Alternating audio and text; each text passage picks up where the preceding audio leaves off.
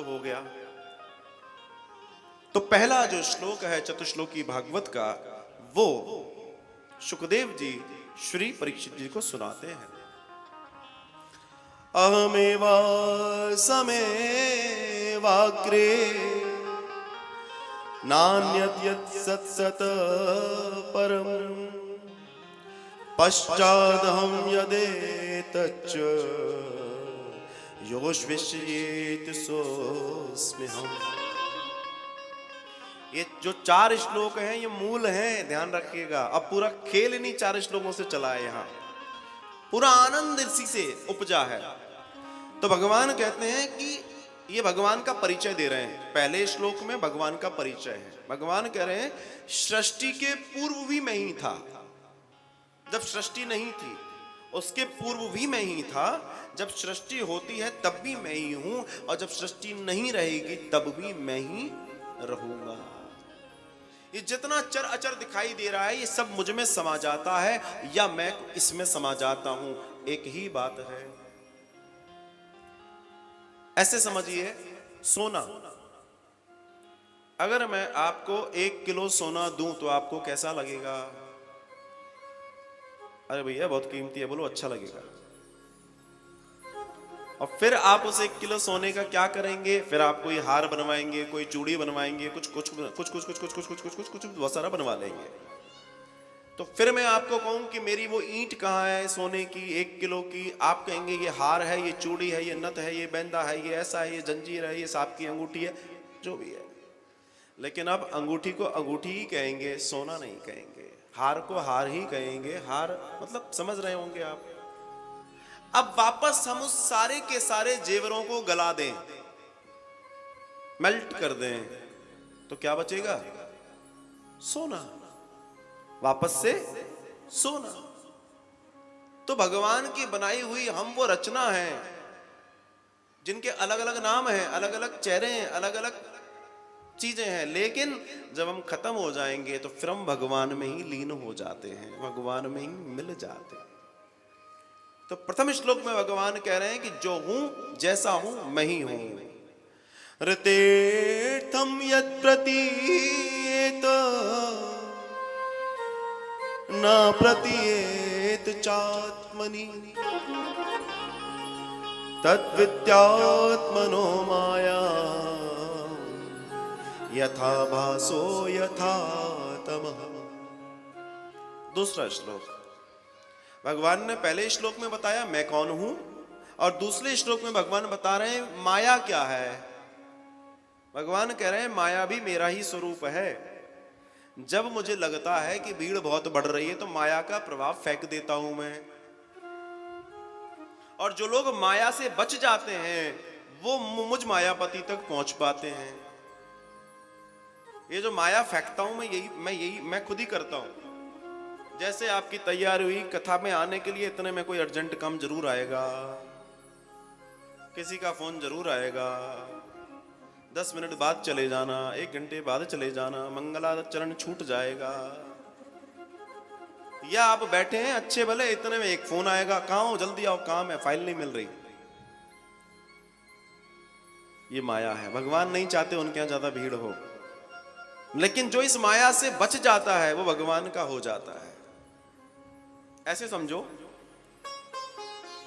एक मछुआरा है और सागर में, नदी में 4 तरह की मछलियां हैं। बहुत ध्यान दीजिएगा। एक मछुआरा है, उसके पास बड़ा सा जाल है, सागर में 4 तरह की मछलियां हैं। मछुआरा सागर के तट पे, नदी के तट पे खड़ा होता है और जाल को जोर से फेंकता है, और जब जाल को जोर से फेंकता है तो जो जाल गिरा उसमें कुछ मछलियां फंसती हैं, लेकिन उस मछुआरे के खड़े होने की जगह पर उसके पैर के आसपास जो मछलियां होती हैं वो नहीं फंसती। वो नहीं फंसती साहब। जब तक हम नारायण के चरणों में अपने हृदय को लगाए रखेंगे, माया का प्रभाव, माया का जाल हमारा कुछ नहीं बिगाड़ सकता। फिर उसके बाद जैसे ही वो जाल फेंका जाता है, कुछ मछलियां जाल को आता देख कूद कर पार निकल जाती हैं। ये वो हैं जो कभी कभी कथा में आते हैं। अपने हिसाब से कथा में यार आज फुर्सत है, टाइम पास कर लें, चलो कथा में चले। क्योंकि जो पहली वाली मछली है ये तो साल दर साल कथाएं कराती है, सुनती है, भजन सुनती है, सत्संग कराती है, ये वो मछली है।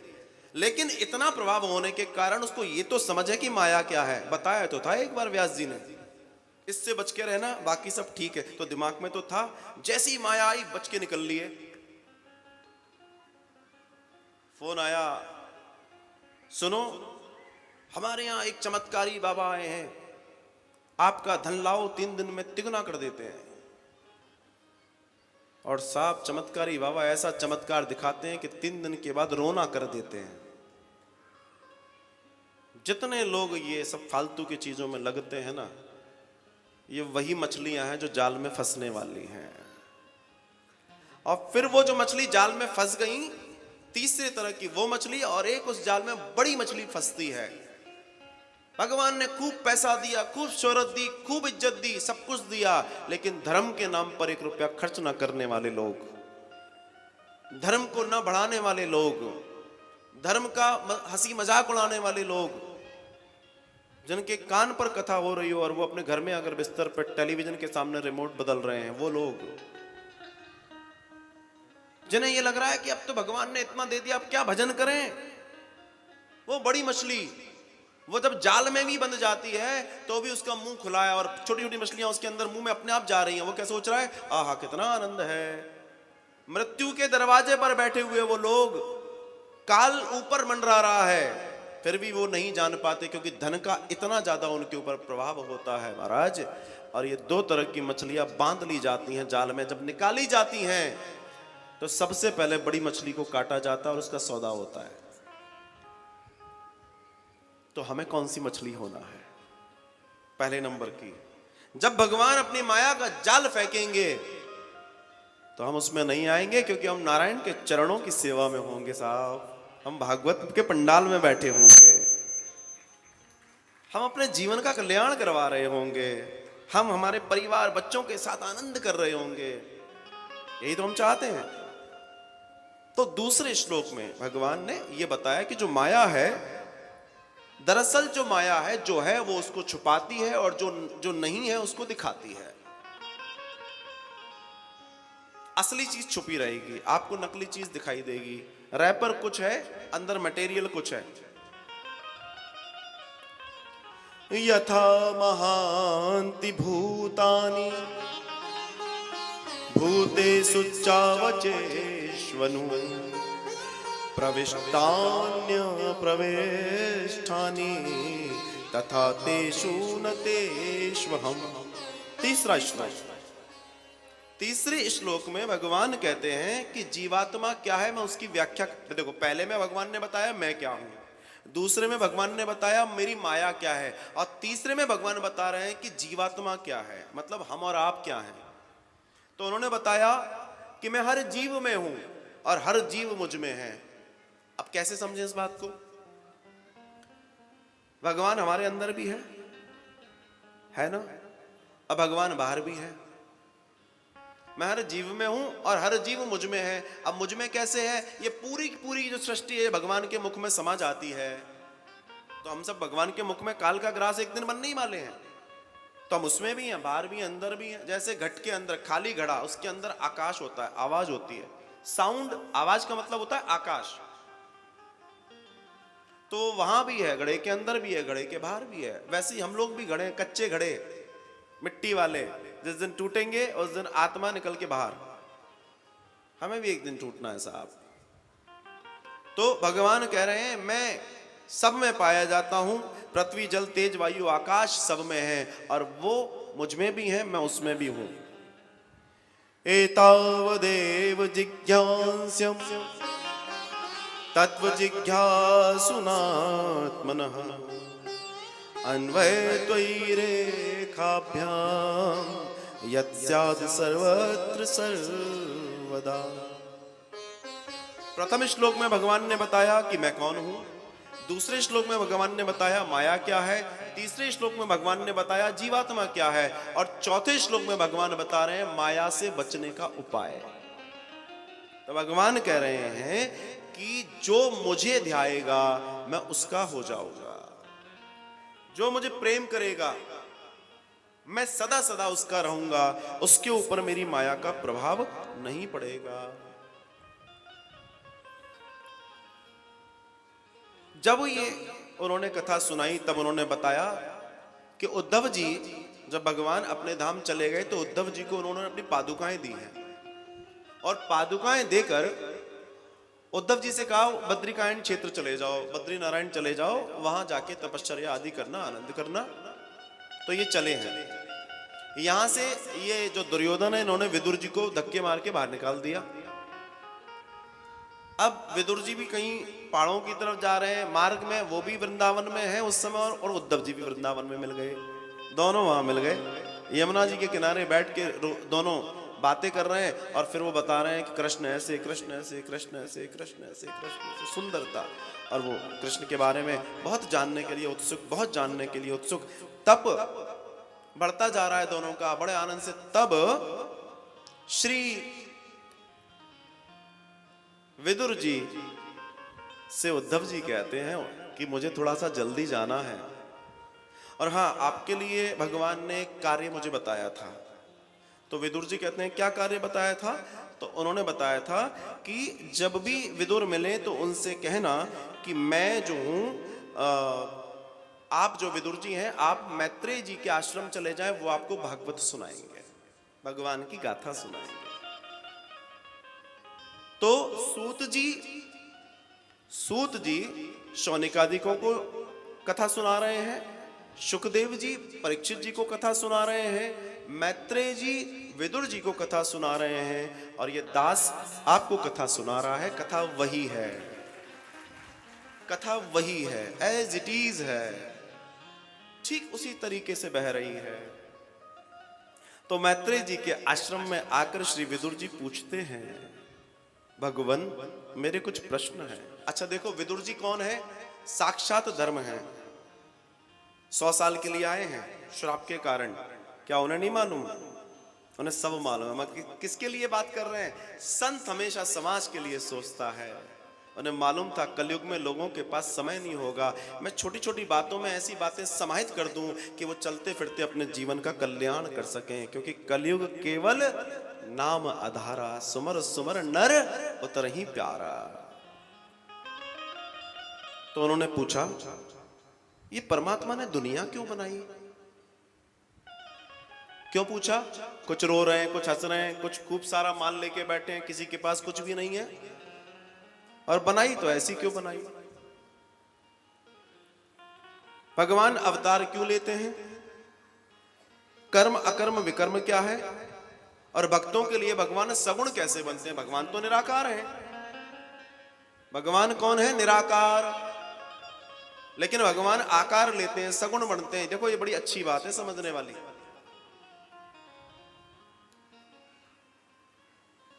भगवान लेते हैं अवतार। क्या लेते हैं? क्या लेते हैं? अवतार लेते हैं। वो जो नींद आने की बीमारी है, थोड़ा जोर से बोला करो। भगवान अवतार लेते हैं। अवतार का मतलब क्या होता है? अवतरण। अवतरण जो शब्द है वो किस शब्द से निकला है? वो संस्कृत का शब्द है और इसी से एक शब्द निकला है अवतरणिका।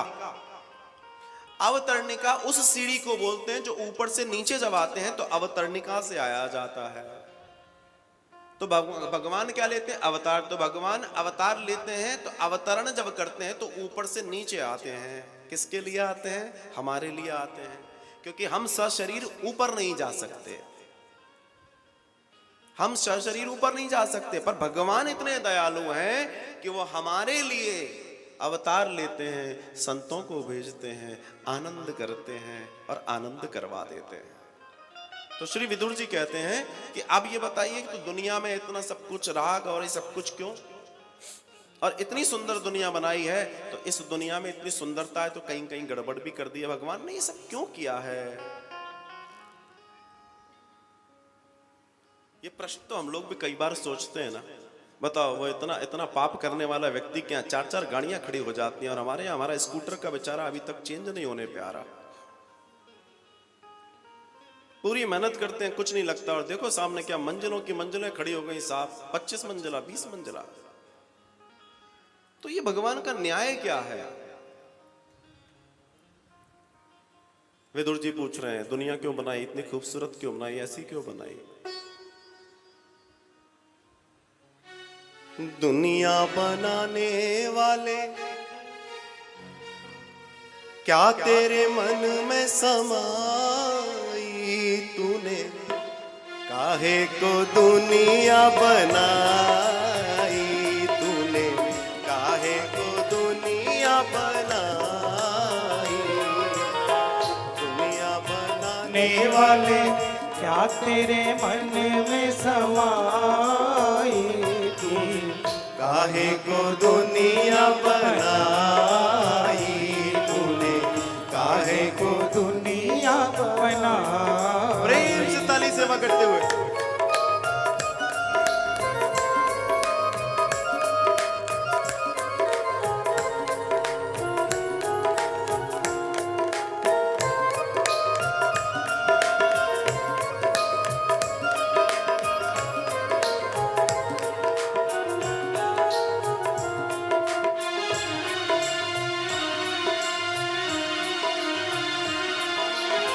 काहे बनाए तूने माटी के पुतले, धरती ये प्यारी प्यारी मुखड़े ये उजले।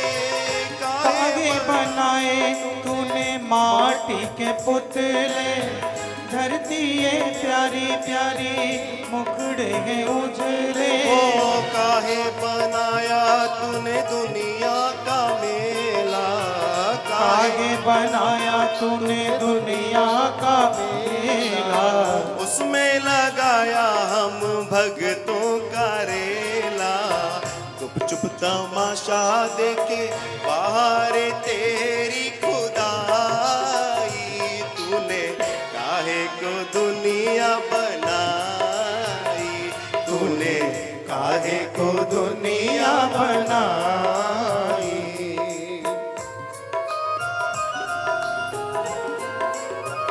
बोलिए बाके बिहारी लाल की जय हो।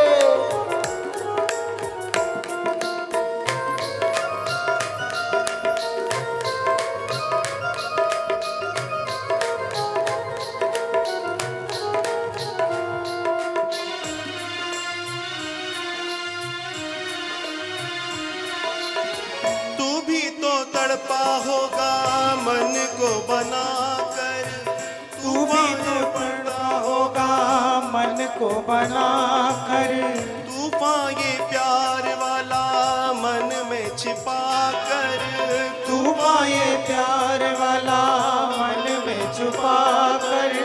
कोई छवि तो होगी आंखों में तेरी, कोई छवि तो होगी आंखों में तेरी, आंसू भी छलके होंगे पलकों से तेरी। बोल क्या सूझी तुझको, काहे को प्रीत जगाई तूने, काहे को दुनिया बनाई तूने, काहे को दुनिया बनाई। प्रेम से ताली सेवा करते हुए अपने अपने गोविंद को मनाते हुए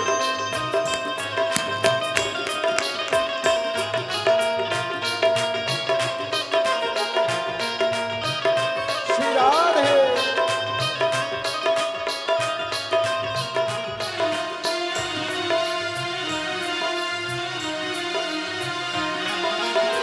प्रीत बना के तूने जीना सिखाया, प्रीत बना के तूने जीना सिखाया, हंसना सिखाया तूने रोना सिखाया, हंसना सिखाया तूने रोना सिखाया। जीवन के पथ पर मीत मिलाए, जीवन के पथ पर मीत मिलाए, मीत मिला के तूने सपने सजाए, सपने सजा के तूने काहे को दे दी जुदाई, तूने काहे को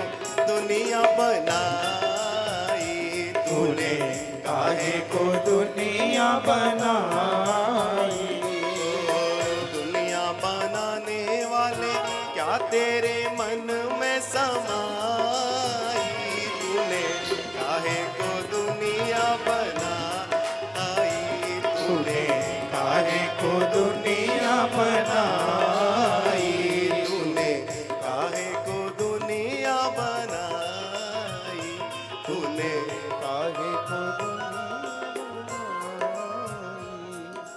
दुनिया बनाने वाले क्या तेरे मन में समाई, काहे को दुनिया बनाई। कई बार ये दुनिया, ये समाज हमें बहुत दुख दे देता है ना। मैं ये गीत ना, जब मैं उन माताओं के पास बैठता हूं तो मुझे बहुत याद आता है। अगर इनके साथ यही करना था तो क्यों किया। कई बार अगर मैं इन गीतों में जाऊं तो आप सोच रहे होंगे कि ये गीत भागवत में कैसे। तो एक बात आपको बता दूं, जिन लोगों ने ये गीत सुने हैं ना, लिखे हैं जिन लोगों ने, वो इतने मनीषी थे कि वो गीता, रामायण, भागवत पढ़ते थे, इसलिए उनके पास ये शब्द थे। वरना आज के गीत तो सुबह पैदा होते हैं और शाम तक उनकी लाश हो जाती है। ये वो गीत नहीं है, ये वो शाश्वत धर्म है जो शब्दों में परोकर किन्हीं मनीषियों ने उतार दिया। और हकीकत तो है। भला कीजिए भला होगा, बुरा कीजिए बुरा होगा, यही किस्सा पुराना है।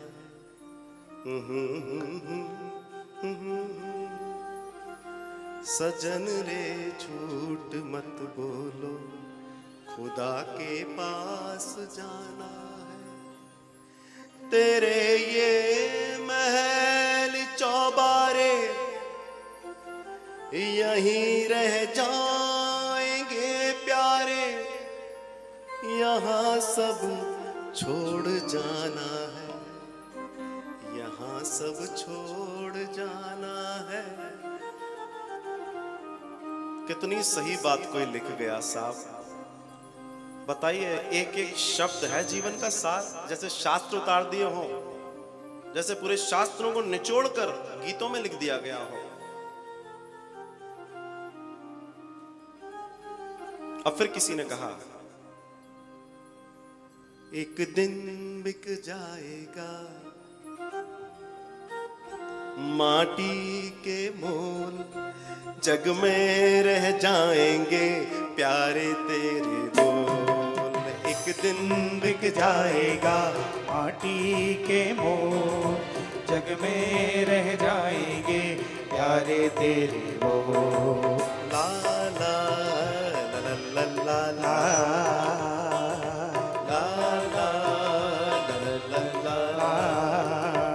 ओ पर्दे के पीछे बैठी सांवल गोरी, बांध कर तेरे मेरे मन की डोरी। तरम पम पर्दे के पीछे बैठी सांवल गोरी, बांध कर तेरे मेरे मन की डोरी।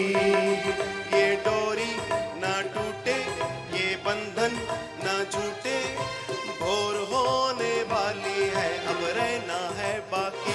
धर्म बम धारा जो बहती है मिलकर रहती है, बहती धारा बन जा फिर दुनिया को छोड़। एक दिन बिक जाएगा माटी के मोल, जग में रह जाएंगे प्यारे तेरे बोल। मेरी बस यही भागवत है। अब आप कहेंगे ये इसमें भागवत कहाँ है। तो आइए इस गीत की इस पंक्ति में भागवत ढूंढते हैं। एक दिन बिक जाएगा माटी के मोल, एक दिन हम सबको राख माटी होना है और जग में रह जाएंगे प्यारे तेरे मोल। जो हम कर्म करके जाएंगे, हमें उस हिसाब से इस प्रकृति में, इस दुनिया में याद किया जाएगा। पर्दे के पीछे बैठी सांवल गोरी, ये शरीर रूपी पर्दे के अंदर परमात्मा आत्मा के रूप में बैठा है। बांध कर तेरे मेरे मन की डोरी, ये शरीर और आत्मा का संबंध जब तक एक डोरी से बंधा है तब तक सब कुछ चल रहा है साहब। और जिस दिन ये डोरी न छूटे, ये बंधन न टूटे, भोर होने वाली है। हम अनंत अनंत जन्मों की यात्रा करके आ रहे हैं। अब परमात्मा से जब मिलन होना है, क्योंकि मनुष्य शरीर मिल गया ना, इसका सदुपयोग कीजिए। भोर होने वाली है, अब रहना है बाकी। धारा जो बहती है मिलकर रहती है। दुनिया की तमाम नदियां अपने अपने गंतव्य से निकलती हैं, अपने अपने स्थान से निकलती हैं और अपने गंतव्य तक, समुद्र तक पहुंचती है। हम भी निकले हैं परमात्मा के अंश से और वो हमारा अंशी है। एक दिन हमें भी अपने अंशी से मिल जाना है, उसका हो जाना है। इसलिए साहब, एक दिन बिक जाएगा माटी के मोल। ध्यान रखना, सबको मिट्टी होना है। कितना अहंकार कर लो, कितना सब कुछ कर लो, एक दिन तो उसके पास जाना है। और हम कर क्या रहे हैं? हमसे अगर कोई दुखी है, कोई परेशान है, तो ध्यान रखना ठीक नहीं है। क्योंकि मधुवन खुशबू देता है, सागर पानी देता है, जीना उसका जीना, जोरों को जीवन देता है, मधुवन खुशबू देता। आप बागीचे में जाइए, बागीचे के पुष्प ये नहीं सोचते कि हम सुगंध इसके लिए फैलाएं या ना फैलाएं। उन पुष्पों में सुगंध होती है, वो हर किसी के लिए है, वो तो कभी भेदभाव नहीं करते।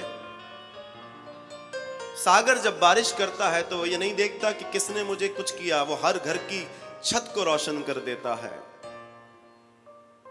बताइए, होता है कि नहीं? सूरज ना बन पाए तो बन के दीपक जलता चल, फूल मिले या अंगारे, सच की राह पे चलता चल, सच की राह पे चलता चल। देखो, जरूरी नहीं है कि हम बहुत बड़े बड़े भंडारे कर पाए, नहीं, जरूरी नहीं कि हमारा इतना सामर्थ्य हो। लेकिन अगर आपके यहां से, आपके रसोई से एक रोटी और सब्जी रोज निकल जाएगी तो एक साल में 365 लोगों का भंडारा हो जाता है साहब, 365 लोगों का। बस करने की चेष्टा हो।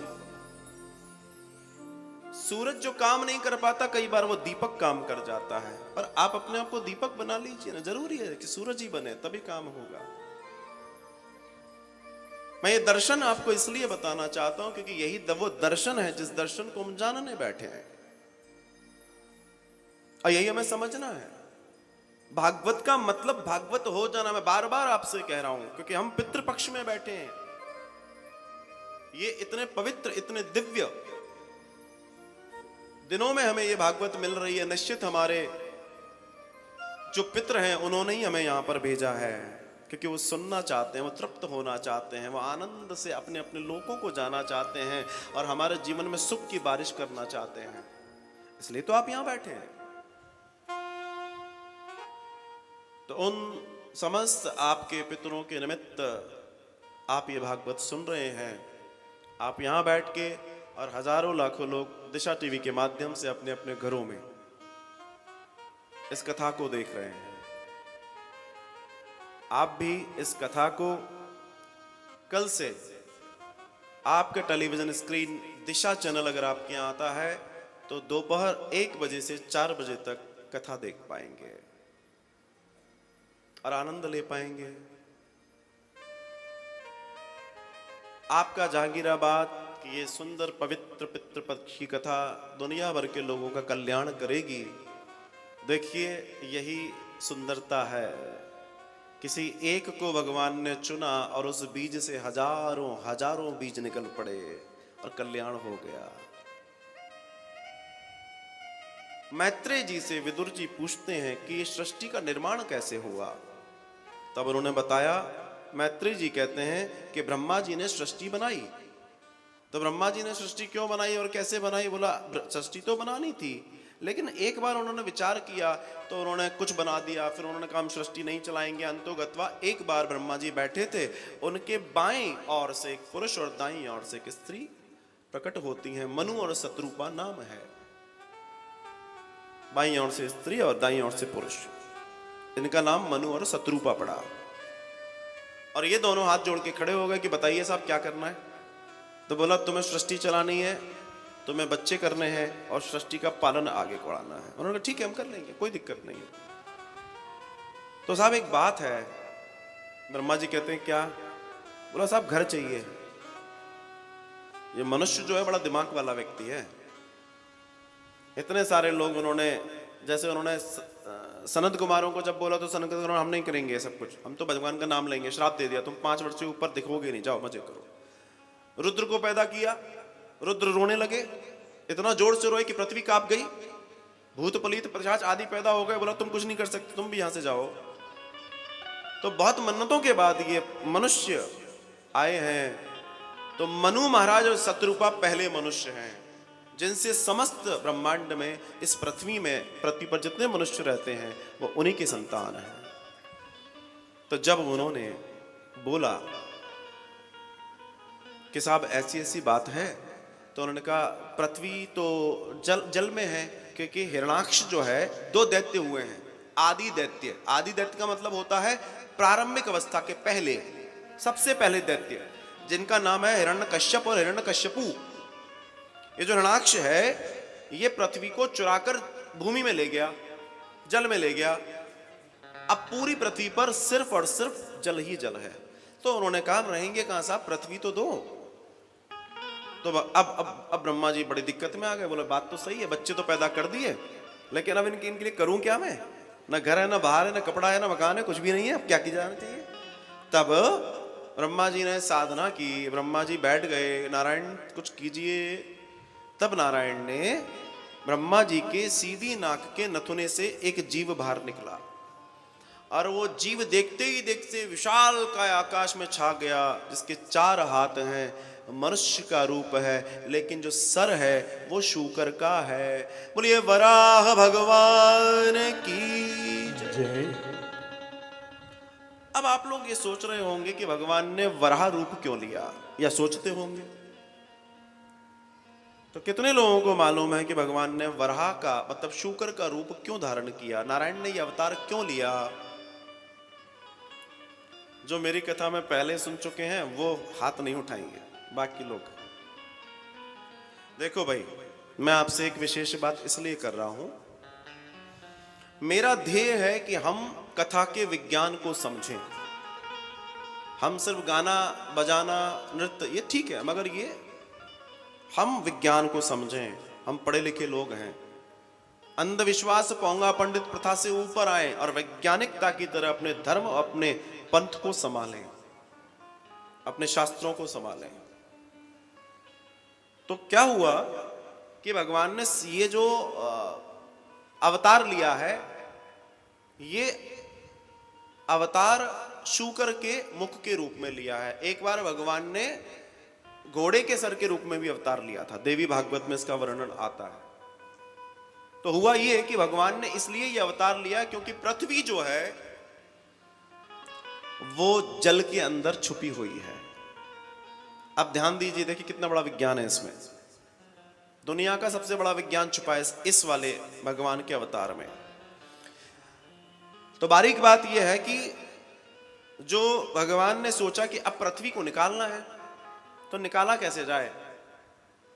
तो निकालने के लिए ऐसा शरीर चाहिए कि उसने छुपा रखी होगी, कीचड़ में दबा रखी होगी अंदर, अब उसको उखाड़ना है।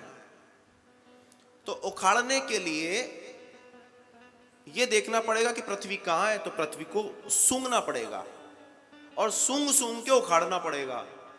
तो मात्र एक शूकर एक ऐसा पशु है जिसकी नाक इतनी दमदार होती है जो जल के अंदर, कीचड़ के अंदर रहते हुए भी काम कर सकती है, और उसमें पैर जैसी ताकत होती है। क्योंकि अहंकार के 3 प्रकार होते हैं। अब हम विशेष कथा में प्रवेश कर रहे हैं, क्योंकि मुझे कल किसी ने फोन करके पूछा कि गुरुजी आपने जो शूकर अवतार है पिछली कथा में नहीं बताया, हम चाहते हैं कि भगवान का वराह अवतार का थोड़ा सा वर्णन हमें मिल जाए, हम थोड़ा सा जानना चाहते हैं। तो मैं आपसे यही बात करने बैठा हूं।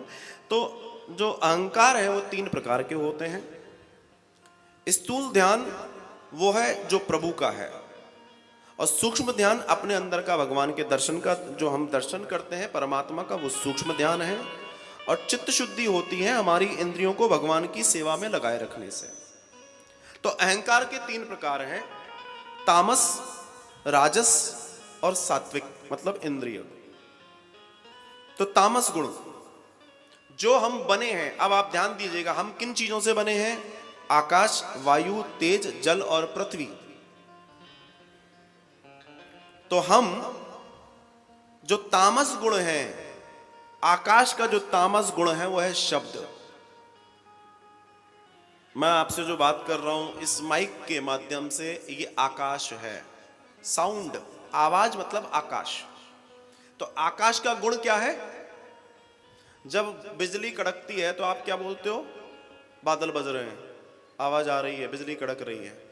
हम और आप जो बात करते हैं, ये साउंड जो है, आवाज जो है, ये आकाश है। अगर आकाश ना हो तो हमारी आवाज इधर से उधर जा ही नहीं सकती। आकाशवाणी, समझ रहे? दूसरा, तो दूसरा हमारा क्या है? वायु। जो ये 5 तत्व जिससे पूरी सृष्टि बनी है, वायु का जो गुण है वो है स्पर्श। वायु फील होती है, हाँ पंखा चल रहा है, फील हो रहा है, स्पर्श करती है हमारी त्वचा से, हमें ठंडा लगता है, वो वायु। तीसरा तेज, मतलब अग्नि। अग्नि का जो गुण है वो सौंदर्य है, अग्नि सुंदर होती है, तेज होता है उसमें। और चौथी जो जल है, जल का जो गुण है वो रस है, रसना। जल हमें रस देता है ना, तभी हम तृप्त होते हैं। और 5वां जो पृथ्वी है, पृथ्वी का जो गुण है वो है गंध, स्मेल, गंध। तो ये हो गए अहंकार के 3 प्रकार के पहले तामस गुण। अब हम राजस इंद्रियों के बारे में बात करेंगे। तो आकाश मतलब शब्द को सुनने वाली इंद्रिय हमारे शरीर में कौन सी है? कान। और वायु, वायु की जो ज्ञानेंद्रिय है, कैसे पता पड़ता है वायु चल रही है? हमारी स्किन से, मतलब त्वचा। ये राजस ज्ञानेंद्रियां ये बताती हैं ऐसा हो रहा है।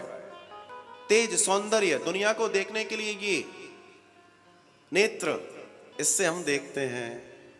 उसके बाद जल, रसना, जो हमारी लार है, रस है, इससे पता पड़ता है, फील होता है, हमें फील होना। कैसे पता, कैसे पड़ रहा है? जल किसी ने मुंह में डाला, अरे ये तो जल है। ठीक उसी तरीके से गंध को कैसे पता लगाते हैं? गंध पता लगाते हैं नाक से। तो ये हमारी ज्ञानेंद्रियां हैं, इनसे हम पता लगाते हैं इन 5 चीजों का। अब हमारी कर्मेंद्रियां, तो आकाश की जो कर्मेंद्रिय है, आकाश का जो गुण है शब्द, शब्द का गुण है कान, कान की कर्मेंद्रिय है हाथ। कान सुनता है, हाथ करता है। ऐसे ही वायु की जो कर्मेंद्रिय है वो पांव है, पैर है। उसके बाद जो तेज मुख है, ये कहां होता है? ये होता है मुख के ऊपर, आंखें हैं, दिखाई देती हैं। और फिर हमारे 2 और बिंदु हैं, एक मूत्र द्वार और एक मल द्वार। ये 5 जो हैं इसकी कर्मेंद्रियां हैं, काम करने वाली स्थितियां। अब ये जो हमारे 5 दिव्य शरीर के अंग हैं, इन अंगों के अपने देवता भी हैं। हमारे शरीर के हर अंग का देवता होता है साहब। आपको बता दूं कि आयुर्वेद में मंत्र दिए हुए हैं, अगर आप उन मंत्रों से चाहें तो चिकित्सा कर सकते हैं। क्योंकि हर, जैसे कान का देवता, नाक का देवता, आंख का देवता। अब आपकी आंख मान लो कमजोर है तो आप उसके देवता का जाप कर सकते हैं, जाप करा सकते हैं, और आपको 100% फायदा भी होगा। ये बड़ी बारीक बात है, क्योंकि वहां औषधियां तैयार तभी होती थी। आयुर्वेद में उन औषधियों को, कान की औषधि तैयार करने के लिए मंत्र हैं। जब उसके कान के देवता का मंत्र बोलते बोलते वो औषधि बनेगी, तब जाके वो काम होगा। उसके बाद इनके जो देवता हैं, जैसे आकाश के दिशा, वायु का वायु, तेज का सूर्य, जल का वरुण और पृथ्वी का अश्विनी कुमार। नाक के देवता अश्विनी है ना, जो चिकित्सक भी हैं, अश्विनी कुमार। तो ये जो कर्मेंद्रियां हैं, अब बात आती है कि इनके देवता कौन हैं। तो हमारे हाथ के देवता हैं इंद्र। ये जो हाथ हैं इसके देवता हैं इंद्र। और जो हमारे पैर हैं, पैरों के देवता हैं विष्णु। घुटने के नीचे के भाग में विष्णु का वास होता है।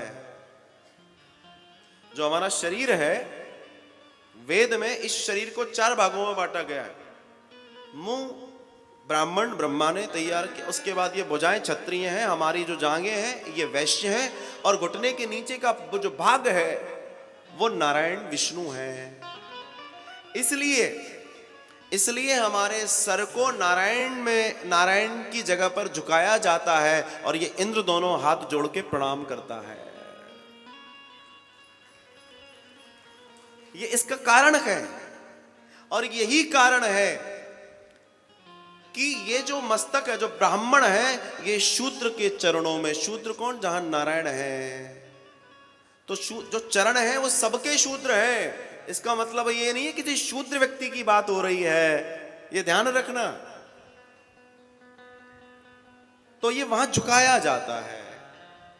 और ये जो इंद्र है, ये जो हाथों का देवता है, ये उसको छूत के प्रणाम करता है। ये सर वहीं झुकता है। और तब ये जो छाती है, यहां धर्म है भगवान के, और पीछे पीठ पर अधर्म है। तब कोई संत आपकी पीठ के अधर्म को थपथपाता है कि तुम शांत बने रहना, इसके जीवन को सुख करते रहना। ये है साइंस, इसका विज्ञान ये है। तो पृथ्वी का गुण है गंध। गंध को लेने के लिए नाक चाहिए, और नाक के देवता है अश्विनी। और इसको समझने का जो सिस्टम है, तो 5 कर्मेंद्रियां, 5 ज्ञानेंद्रियां और 5 उनके गुण, ये हुए 20। और उसके बाद हमारी पंच महाभूत, 5 गुण, 5 ज्ञानेंद्रियां, 5 कर्मेंद्रियां और अंतःकरण, मन, बुद्धि, चित्त और अहंकार। 20 और 4 24। और इसके बाद इसमें प्राण डालते हैं भगवान 25वां, तब मनुष्य तैयार होता है। ये पूरी मेडिकल साइंस की एनाटॉमी है। ये मेडिकल साइंस में जो किताबों में पढ़ते हैं, वो ये हमारे भागवत में पहले से बता दिया गया है कि शरीर बनता कैसे है। ये शरीर का विज्ञान है, और यही भागवत है। यही मैं चाहता हूं जन जन तक पहुंचे।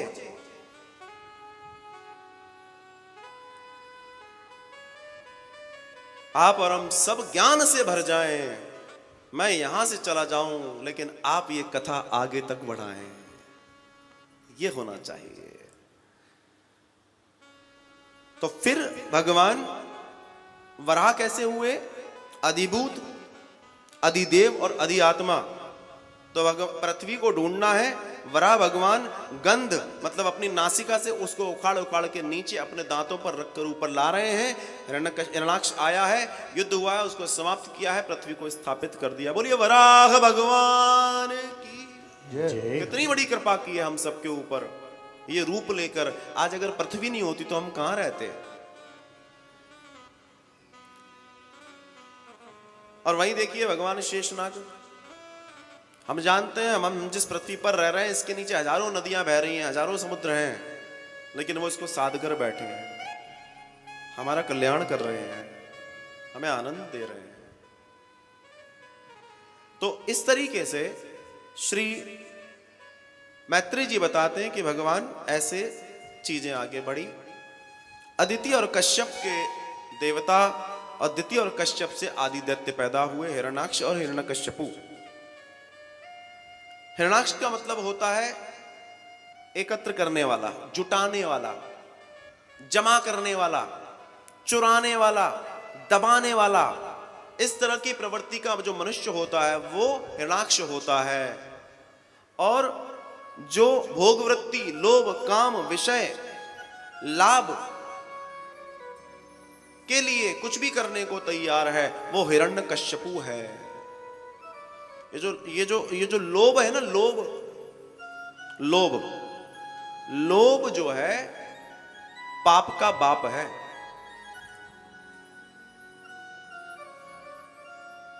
लोभ आपसे पाप कराता है। तो दुनिया में जितनी समस्या है, लालच है। एक बार एक ब्राह्मण देवता का पुत्र वेदों में पारायण होकर काशी से उनके घर पहुंचता है। बहुत ध्यान से सुनिएगा, आपके लिए बहुत अच्छी बात आज गोविंद ने बुलवा रहे हैं।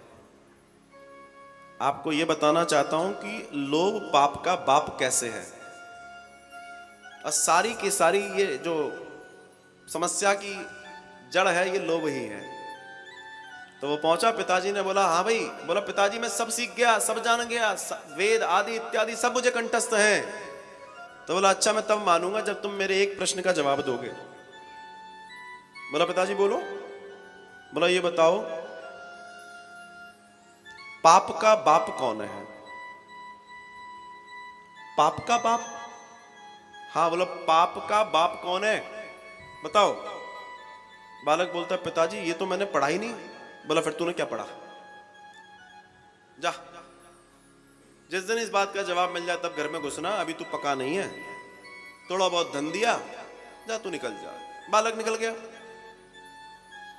संतों के पास, इनके पास, उनके पास निकलता निकलता बेचारा बड़ा परेशान। जितना पैसा बचा था वो और खत्म होने लगा। एक शहर में पहुंचा, उस शहर से शाम हो गई, निकलने लगा। शहर के बाहर आया, थोड़ा सा एक मकान दिखाई दिया, और वो ब्राह्मण बालक उस मकान की ओर बढ़ने लगा। उसको भूख लगी थी। किसी ने उसको रोका और रोक के कहा कहां जा रहे हो ब्राह्मण देवता? बोला वो सामने जो घर है वहां जा रहा हूं। बोला आप वहां मत जाइए। क्यों? वहां एक वैश्या रहती है, आपको उस ओर नहीं जाना चाहिए। इसलिए इसका जो घर है वो नगर के बाहर है। बहुत ध्यान दीजिएगा, बड़ी सुंदर कथा है। तो ब्राह्मण बालक ने सोचा अरे मुझे इससे क्या लेना देना, क्योंकि भूख लग रही है, और वहां पहुंच गए। और ब्राह्मण बालक ने उनसे कहा कि देवी यहां कोई और घर है? अब उसने कहा इससे मैं पूछ लूंगा, आगे चला जाऊंगा, मुझे तो आइडिया नहीं है। उसने बताया ये उसका घर है, अब ये बताएगी अच्छा घर कौन सा है। तो उससे पूछा अच्छा देवी ये बताओ यहां कोई वैष्णव का घर है? वो बेचारी बड़ी धार्मिक थी, और उसने कहा ब्राह्मण देवता इतनी रात्रि में किस वैष्णव के घर को ढूंढोगे आप मेरे लिए कोई सेवा हो तो बताओ। तो बोलते नहीं तुम्हारे लिए कोई सेवा नहीं है। बोला मुझे लगता है भूखे हो। बोला वो सब ठीक है, मैं एक प्रश्न के जवाब के लिए निकला हूं, मुझे पिताजी को जवाब देना है। बोला वो तो ठीक है, जब जिंदा रहोगे तभी तो जवाब दोगे। तो बोलती है अच्छा भोजन पाएंगे? बोला ना, मैं तुम्हारे यहां भोजन कैसे पा सकता हूं? तुम्हें शर्म नहीं आती मुझसे इस तरह की बात करते हुए? बोलती है हाँ शर्म तो आ रही है। ब्राह्मण देवता मैं चाहती हूं कि आप मेरे से, अगर आप भोजन नहीं कर रहे तो कोई बात नहीं, मैं आपको सीधा दे देती हूं। मैं तुम्हारे घर का सीधा भी क्यों लूं? मैं नहीं ले सकता। ठीक है ब्राह्मण देवता, मैं तो सोच रही थी कि आज आप चल के मेरे घर तक आए। मैं पापिन, मेरे यहां तो कभी कोई आप जैसा सत्पुरुष आता नहीं है।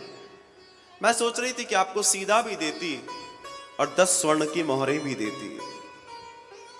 अब इस बालक के हाथ में जितना पैसा था वो खत्म हो चुका है।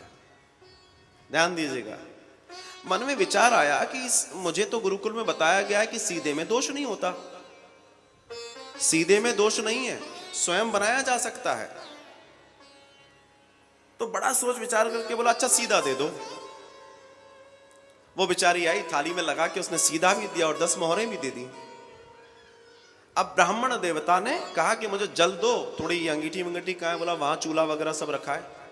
अब ब्राह्मण देवता अपना कपड़े कसे और फिर तैयारी में हाथ पैर धोए, ठाकुर जी का नाम लिया, और जैसे ही पास में बैठे वो फिर आ गई। ब्राह्मण देवता आप बहुत सुंदर हैं, आप बहुत कोमल हैं, आप भोजन बनाएंगे मुझे अच्छा नहीं लगेगा। अगर आप मुझे आदेश दें तो मैं भोजन बना दूं। क्या बात करती हो, मेरा मेरा धर्म भ्रष्ट करोगी? मैं तुम्हारे हाथ का भोजन खाऊंगा। कोई बात नहीं ब्राह्मण देवता, मैं तो सोच रही थी कि मैं भोजन बनाती और आपको 20 स्वर्ण मोहरे दे देती। मन में विचार आया, न जाने कब मेरे सवाल का जवाब मिलेगा।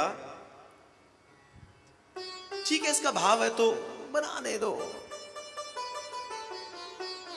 और उसने भोजन बना दिया।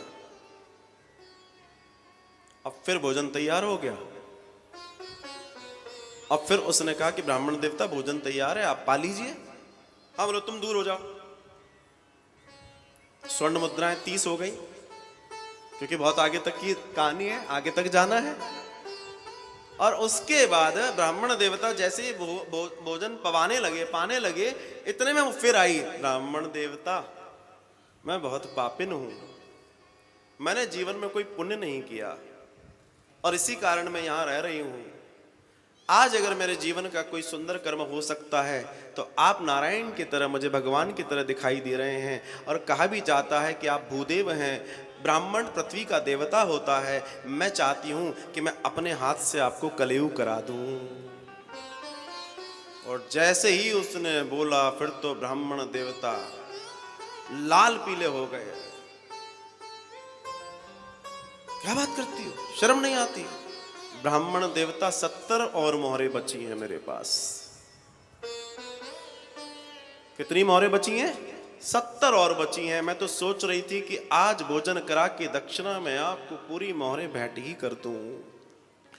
30 मोहरे मिल चुकी हैं, 70 सामने दिखाई दे रही हैं साहब। ये युवा ब्राह्मण, सुंदर बालक, ये विचार करने लगा कि पाप का प्रायश्चित तो हो जाएगा, मगर अगर भूखा मर गया तो न जाने कब मुझे पता पड़े कि पाप का बाप कौन है। देवी वैसे मैं कभी ऐसा नहीं करता, मगर तुम्हारा भाव बहुत अच्छा है, तो ठीक है तुम मुझे भोजन करा दो। सामने ब्राह्मण देवता बैठे हैं, बीच में थाली है, वो देवी सामने बैठी हैं। तो बोले ब्राह्मण देवता मैं एक निवेदन और करना चाहती हूं। आपके नेत्रों में इतनी इतनी सुंदरता और पवित्रता है कि मैं उनके सामने बैठ नहीं पा रही हूं। आप अगर आंखें बंद कर लें और मैं भोजन पवा दूं तो कोई कष्ट तो नहीं? बोला हाँ ठीक है, कोई बात नहीं। और उन्होंने थाली में से कौर तोड़ा और कहा आप आंखें बंद कीजिए। ब्राह्मण देवता ने आंखें बंद की और उस देवी ने उस कौर को थाली में रखा, जोर से तमाचा उस ब्राह्मण बालक के मुंह पर दिया। तमतमा गया बालक, ये तुमने क्या किया? बोले तेरे सवाल का जवाब दिया है जो दुनिया भर में तू ढूंढता फिर रहा है। लोभ पाप का बाप है। तू लोभवश ये पाप करता रहा। सोच, तूने अगर लोभ ना किया होता इन अशरफियों का तो तुझसे ये पाप नहीं हो रहा होता। तेरे सवाल का जवाब ये है कि लोभ ही पाप का बाप है। ब्राह्मण देवता के आंखों से आंसू आते हैं, उस देवी के चरणों में गिर पड़ते हैं। बोला तू तो मेरी महान गुरु निकली, मुझे क्षमा कर दे। तो जीवन लोभ से अगर जिएंगे तो दुर्घटना जरूर होगी। यह जीवन का सार है साहब। यहां मनु और शत्रुपा से 5 बच्चे प्रथम पृथ्वी पर आते हैं, देवहूति, आकुति, प्रसूति और उत्तानपाद देवव्रत। अब जो कथा चलेगी वो इनके परिवार की चलेगी। ये जो देवहूति हैं, ये कर्दम ऋषि की पत्नी हुई। भगवान ने देवहूति और कर्दम को बोला था कि एक दिन मैं तुम्हारे यहां अवतार लूंगा, मैं आऊंगा। तो भगवान ने इनके यहां कपिल जी का अवतार लिया, कपिल देव जी का अवतार लिया। और कपिल भगवान का अवतार माता देवहूति और कर्दम जी के यहां भगवान ले रहे हैं।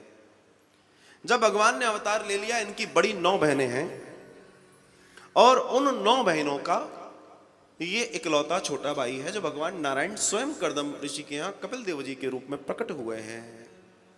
और महाराज हुआ ये कि एक दिन कर्दम जी कहते हैं, देवी तुम्हारी 9 बेटियां ब्याह दी गई, अपने अपने घर गई, और अब तुम्हारा बेटा भी समझदार होने लगा है।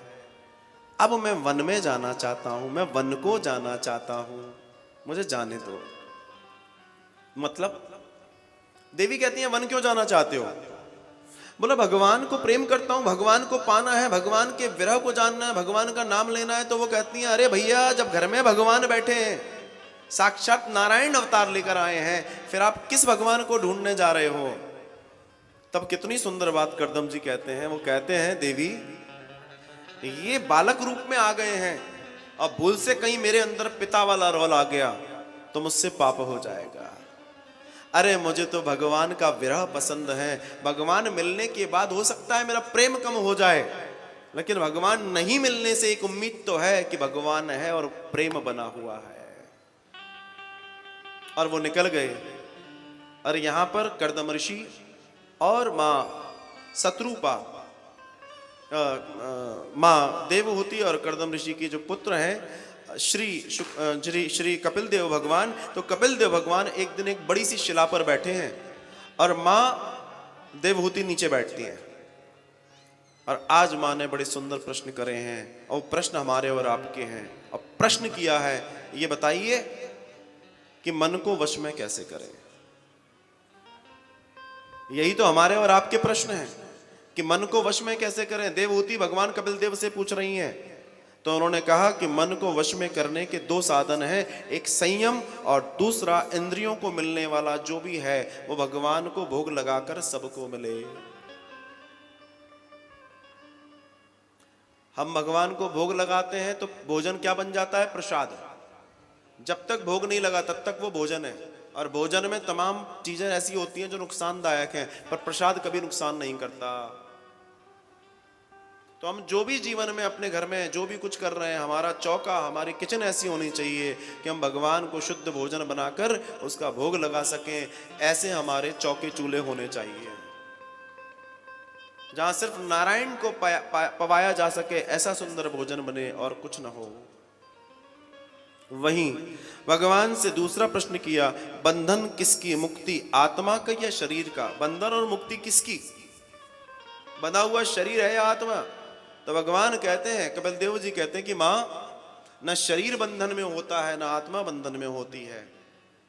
ये जो शरीर है हमारा, मरने के बाद जब आत्मा इसको छोड़ देती है तो इसकी तीन गति होती है, या तो जला दिया जाता है, या दबा दिया जाता है, या फिर जानवरों के लिए छोड़ दिया जाता है,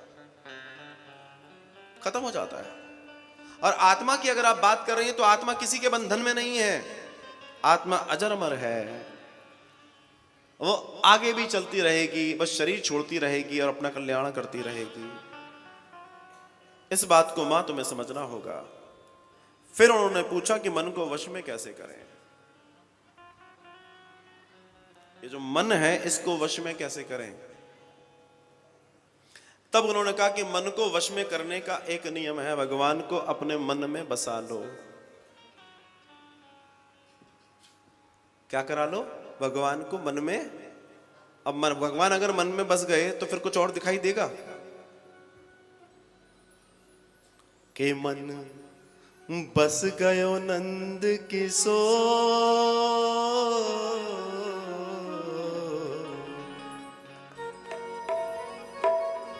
के मन बस गयो नंद किशोर, के अब जाना नहीं कहीं और। बसा लो वृंदावन में, बसा लो वृंदावन में, हाय हाय बसा लो वृंदावन में, बसा लो वृंदावन में, बसा लो वृंदावन में, बसा लो वृंदावन में, ओ बसा लो वृंदावन में, बसा लो वृंदावन में। ओ मन बस गयो नंद किशोर, मन बस गयो नंद किशोर, के अब जाना नहीं कहीं और। बसा लो वृंदावन में, बसा लो वृंदावन में, ओ बसा लो वृंदावन में, बसा लो वृंदावन में। श्री बांके बिहारी लाल की जय हो।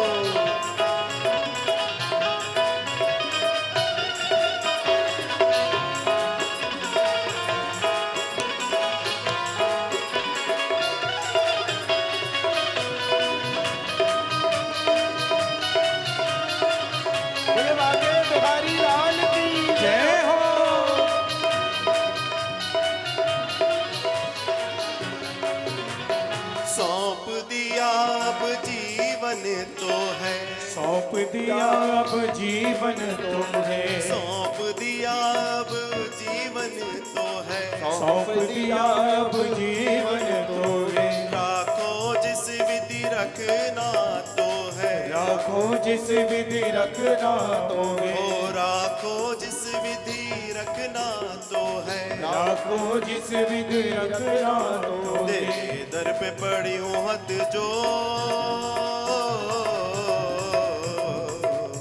तेरे दर पे पड़ी हूँ हाथ जोड़ के अब जाना नहीं कहीं और, बसा लो वृंदावन में, बसा लो वृंदावन में, हाय हाय ओ बसा लो वृंदावन में, बसा लो वृंदावन में।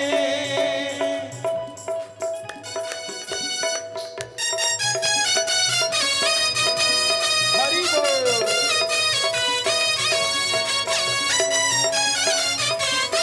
श्री राधे।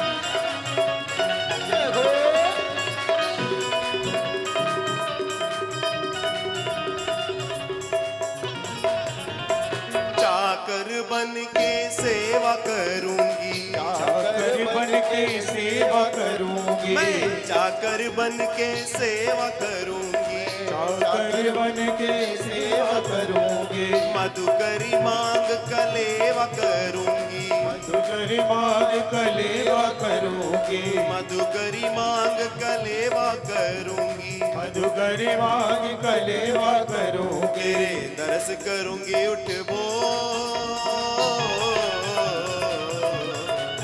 तेरे दरस करूंगी उठ बोर के अब जाना नहीं कहीं और, बसा लो वृंदावन में, बसा लो वृंदावन में, हाय हाय बसा लो वृंदावन में, बसा लो वृंदावन में, बसा लो वृंदावन में, बसा लो वृंदावन में। हरि बोल।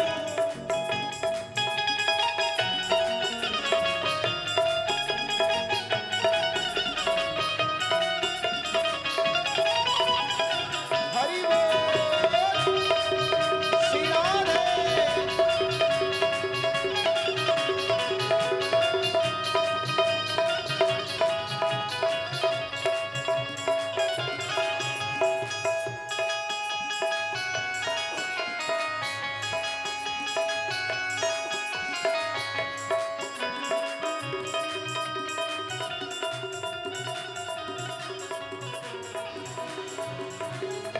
और अर्ज मेरी मंजूर ये करना, अर्ज मेरी मंजूरी करना, अर्ज मेरी मंजूर ये करना, अर्ज मेरी मंजूरी करना, वृंदावन से दूर न करना, वृंदावन से दूर न करना, वृंदावन से दूर न करना, ओ वृंदावन से दूर न करना। कहे मधुप हरि जी हथ जो,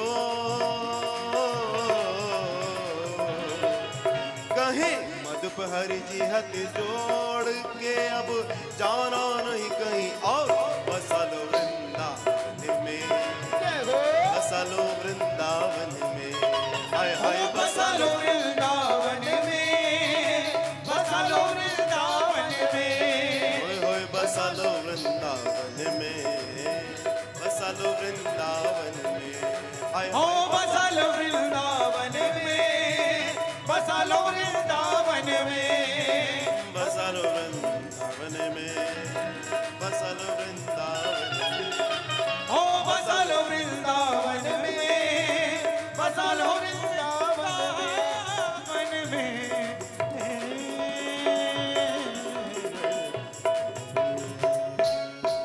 बसा लो, बसा लो कहाँ, बसा लो कहाँ। तो बस मैं भी यही चाहता हूँ कि आप सब ब्रजवासी हो जाएं, और मुझे आपसे ज्यादा कुछ नहीं चाहिए, सिर्फ आपका 1 फुट का प्लॉट चाहिए वृंदावन में, 1 फुट, सिर्फ 1 फुट की डिमांड है मेरी। आप 1 फुट वृंदावन में लीजिए, मानव मंदिर को दान कीजिए 1 फुट भूमि, और आप ब्रजवासी हो जाइए। और हम कल पुनः अपने नियत समय पर इस कथा के, कल हमने भक्ति को जाना था, आज हमने ज्ञान को जाना है, कल हम वैराग्य को जानेंगे और पूरा आनंद लेंगे।